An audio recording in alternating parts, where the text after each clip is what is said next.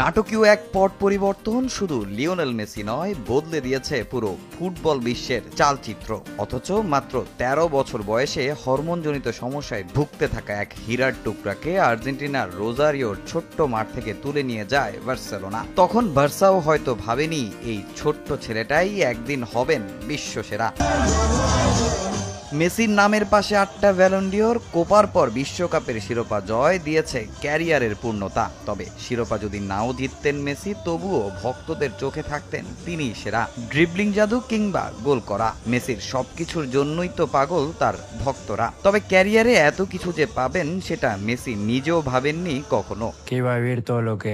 ক্যারিয়ারে এত কিছু যে পাবো আমি তা কখনো কল্পনাও করিনি। আমার লক্ষ্য ছিল পেশাদার ফুটবলার হওয়া। ছোটবেলা থেকেই আমি এই ফুটবলকে অনেক ভালোবাসি, সব সময় জিততে চাইতাম। তবে এত কিছু অর্জন করব তা ভাবিনি। এমন ক্যারিয়ারের জন্য আমি সৃষ্টিকর্তার প্রতি কৃতজ্ঞ।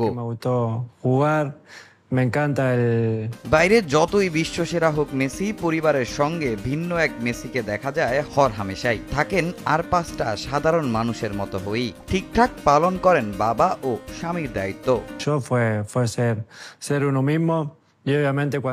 আমি নিজেকে সবসময় স্বাভাবিকভাবে উপস্থাপন করি, নিজের মতো করে চলি। তবে যখন বাড়িতে পরিবারের সঙ্গে থাকি, চেষ্টা করি একজন সাধারণ বাবা, সাধারণ স্বামী হয়ে থাকার, যেমন অন্যরা থাকে। বাবা স্বামী হিসেবে যে দায়িত্বগুলো থাকে সে সব পালন করি। সন্তানদের শাসন করি, নিয়ম কানুন শেখাই, ফুটবল খেলি, স্ত্রীকে সময় দেই। পরিবারের সঙ্গে একেবারেই সাধারণ একজন মানুষ আমি।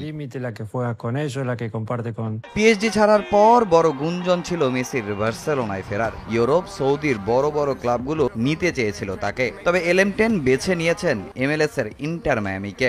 এখন সেই ক্লাবকে অনন্য উচ্চতায় নিয়ে যাওয়ার অপেক্ষায় লিও। আমাদের এই দল চ্যাম্পিয়নশিপ জেতার জন্যই তৈরি হয়েছে এবং আমরা সেই লক্ষ্য অর্জনের চেষ্টা করছি।